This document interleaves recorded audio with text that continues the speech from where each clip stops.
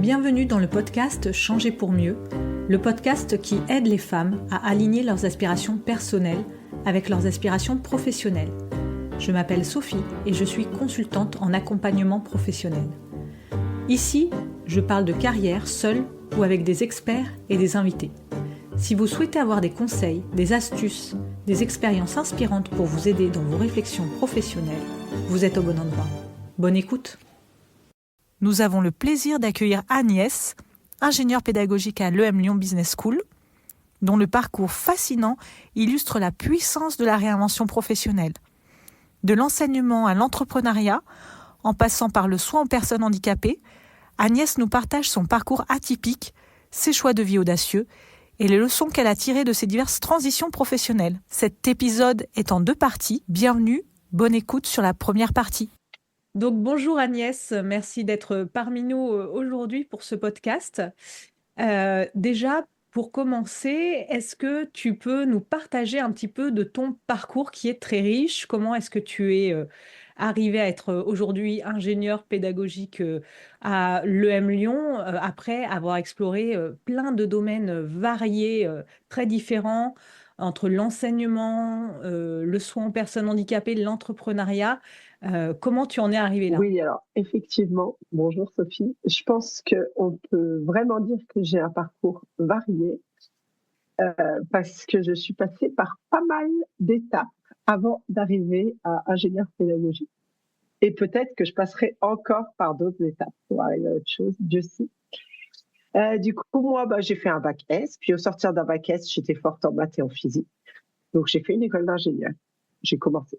Et puis au bout d'un an, je me suis dit que ça correspondait pas vraiment à ce que je voulais faire. Il y avait trop de maths, trop de physique, pas assez d'humain. Et puis surtout, je savais que je voulais devenir religieuse. Donc du coup, je me suis orientée vers la philosophie. J'ai fait 2 ans de philosophie avant d'entrer au couvent, au Carmel. Voilà, plus exactement. Donc là, j'avais 21 ans. Ça a été une expérience, une entrée dans la vie d'adulte un peu fracassante et un peu difficile.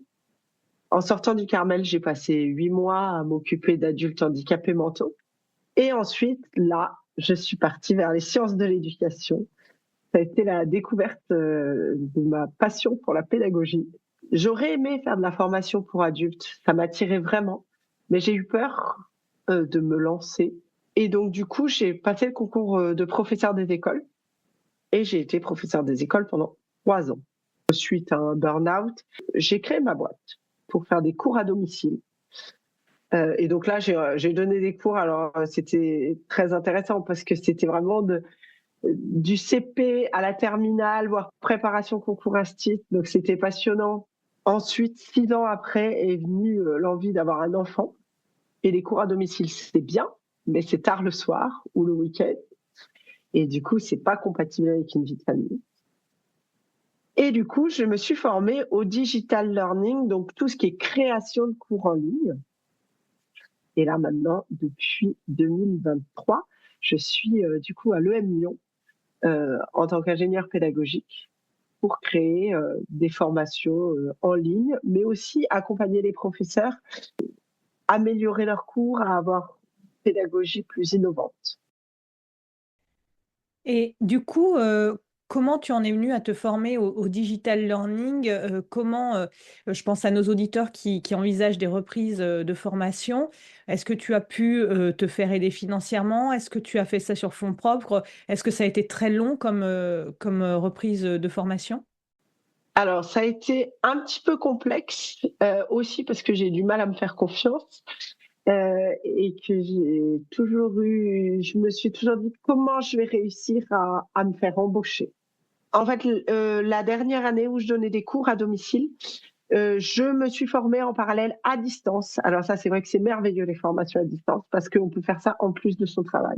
Avec l'ISTF, je me suis formée, j'ai fait une première formation, chef de projet digital learning, très intéressant, pendant 6 mois. J'ai terminé ma grossesse et mon année de travail. J'ai été financée, j'ai utilisé un peu mon CPF, mais après, j'ai financé avec des fonds propres. Les petites entreprises, on avait eu des dotations pendant le Covid Et du coup, j'ai utilisé ces dotations. J'ai eu un enfant. Et puis, j'ai cherché du travail.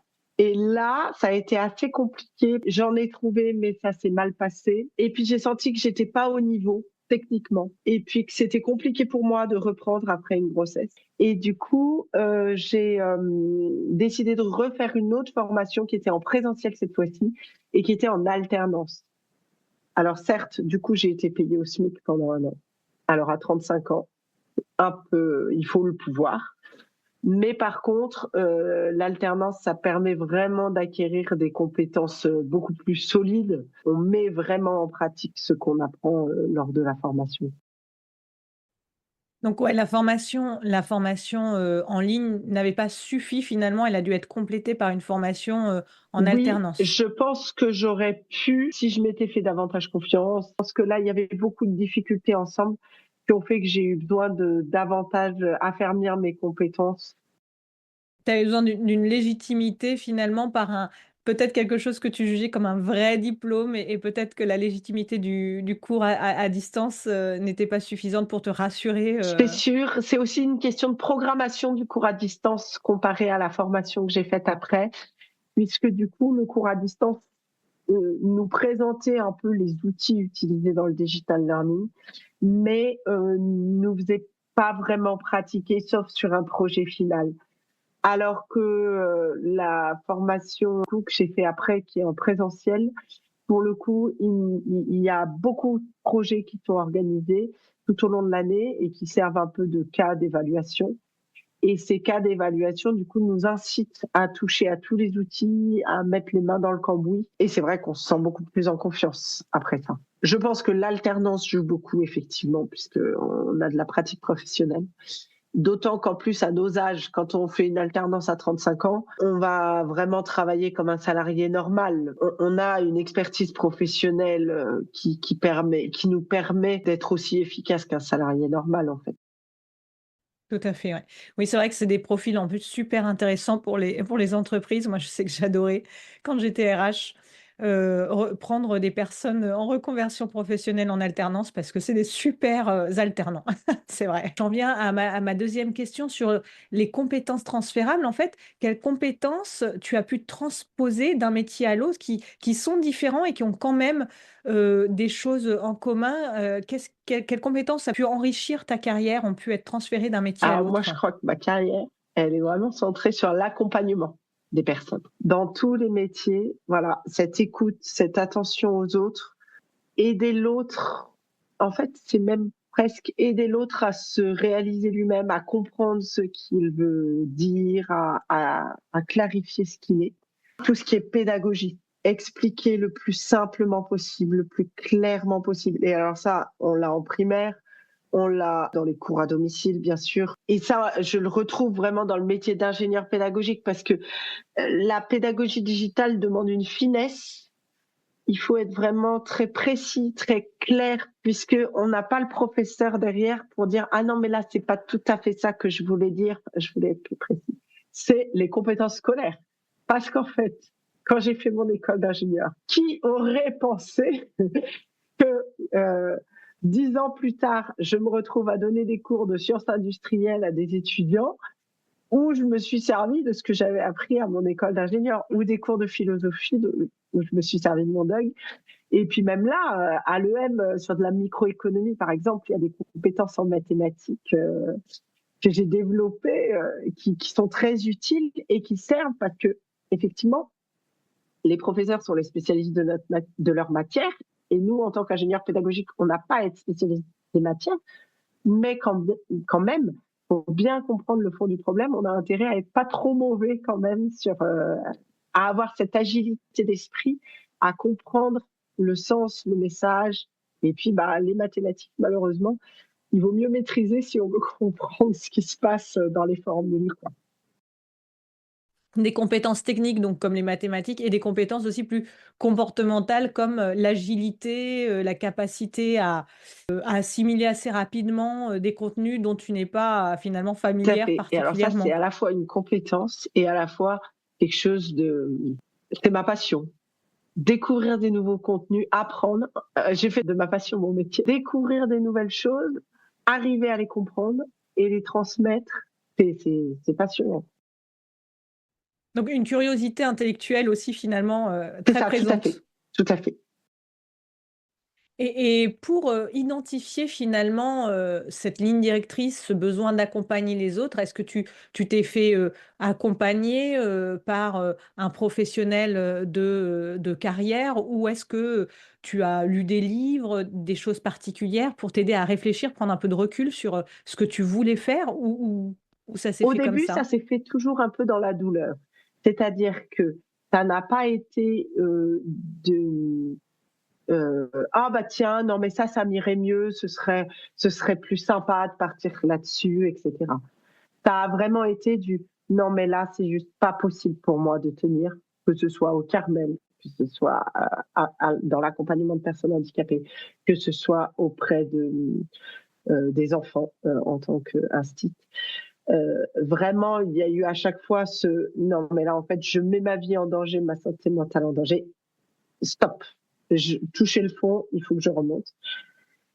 Donc il y a eu cette espèce de côté survie au début. Mais parce que il faut la maturité pour se connaître et savoir où sont ses limites. Et c'est là où je me suis rendu compte qu'en fait, ma limite, elle était vis-à-vis du groupe, vis-à-vis, je pense que j'ai une grande sensibilité. Donc du coup, quand vous êtes en train de gérer un groupe ou des personnes en situation de handicap, c'est extrêmement fatigant. Ça demande beaucoup d'énergie. Et c'est une énergie que j'arrive pas à avoir. Alors que quand on accompagne soit un élève, soit un professeur, c'est beaucoup moins énergivore. Voilà. Mais je me suis fait aider. Alors, quand j'ai arrêté le métier d'instit, quand je sentais bien que c'était trop compliqué, j'ai fait un coaching professionnel. Et alors, ce qui est amusant, ce dont je me rappelle, vraiment, c'est qu'elle m'a posé la question, qu'est-ce que tu ferais si tu avais 1 million d'euros? Donc, pas de souci financier. Et la réponse qui m'est venue du tac au tac, je montrais mon entreprise. Et c'était marrant parce que j'y aurais jamais pensé, mais ça m'est venu tout de suite. Ce besoin de liberté, ce besoin de me faire confiance, ce besoin de créer quelque chose qui me ressemble. C'est là où j'ai créé ma boîte de soutien scolaire à domicile. Alors, c'était une micro-entreprise, c'était rien de très ambitieux. Mais en tout cas, ça a vraiment permis de créer quelque chose à mon image qui me corresponde vraiment. Et effectivement, cet accompagnement, prendre le temps de prendre du recul sur soi, sur ce qu'on est, sur ce dont on a besoin. Là, du coup, dans mes choix professionnels, quand j'ai fait la transition entre le soutien scolaire et maintenant l'ingénierie pédagogique, c'était beaucoup plus j'ai envie d'évoluer, j'ai envie d'aller plus loin, j'ai envie de servir à davantage de personnes, donc je vais envisager une transition et beaucoup moins une question de survie. Mais parce que je pense qu'avec l'âge et la maturité, on se connaît mieux, on apprend à s'écouter et du coup, on apprend à faire les choses avant que ça devienne critique. Donc c'est important à un moment donné quand même aussi de savoir prendre du recul, de se poser et de pas forcément réagir, mais à arriver aussi à prendre les décisions de manière, éclairée, réfléchie et plus trop en mode survie Tout à fait, finalement. tout à fait. Tout à fait, parce qu'on y laisse toujours des plumes, en fait. Et c'est vrai qu'on a tendance à dire il faut tenir, enfin voilà. Puis on reproche beaucoup aux jeunes d'aujourd'hui de dire non, mais ils sont inconstants, ils tiennent pas dans un boulot. Mais en fait, moi j'ai envie de dire heureusement, parce que combien de vies brisées, parce qu'au bout d'un moment, tiennent plus. Et puis alors, plus on tombe bas, plus la pente est longue à remonter, quoi. Du coup, le changement de carrière peut parfois être perçu comme un défi. On le sent d'ailleurs, dans ta description de parcours. Quel a été pour toi le plus grand obstacle lorsque tu as opéré ces transitions et comment tu as réussi à le Ça dépend surmonter? des transitions. Quand je suis sortie du Carmel, mais là, c'était compliqué parce que je sortais d'un milieu complètement cloîtré, d'où j'avais le Carmel, c'est cloîtré avec des grilles. J'y suis restée pendant 2 ans. On reste toujours au même endroit. Je suis pas sortie en 2 ans. Ma sœur s'est mariée depuis son mariage. Enfin, avec une vie très régulière, tous les jours la même chose, dans le silence. Et donc, mais ça vous remplit votre vie. Et donc, quand je suis sortie, j'avais plus rien. J'avais plus de vie professionnelle, j'avais plus de vie affective, entre guillemets, si on peut dire. J'avais plus de vie spirituelle, enfin, en tout cas, très transformée. Et alors là, ça a été un défi monumental. J'étais jeune, j'avais 24 ans. À 24 ans, je suis venue. En plus, j'ai changé de ville parce que je me suis laissée là où je suis arrivée à Lyon. Pas envie de rester dans ma ville natale. J'ai envie de vraiment reconstruire. Mais vraiment, je me souviens d'être arrivée à Lyon et de me dire là, il va falloir y aller et ça prend du temps. Et du coup, cette reconstruction, le défi, moi, je trouve, c'est la patience. Accepter que en fait, Rome ne s'est pas faite en un jour et on se reconstruit pas, surtout quand on vit des choses un peu difficiles, en 2 minutes. Et notamment, je pense à des gens qui peuvent avoir fait des burn-out. C'est pas en 2 mois qu'ils vont réussir à retrouver un boulot, une stabilité, etc. Et il faut être patient avec soi-même et il faut savoir s'écouter. Vraiment, moi, si j'ai appris quelque chose au fil des années, c'est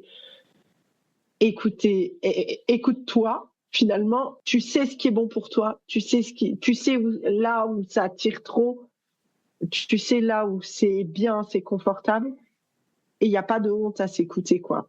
Et je crois que c'est ça le plus gros défi, c'est de se faire confiance. Voilà, nous arrivons au terme de la première partie de cette conversation que j'ai avec Agnès. Rendez-vous dans la deuxième partie pour savoir la suite.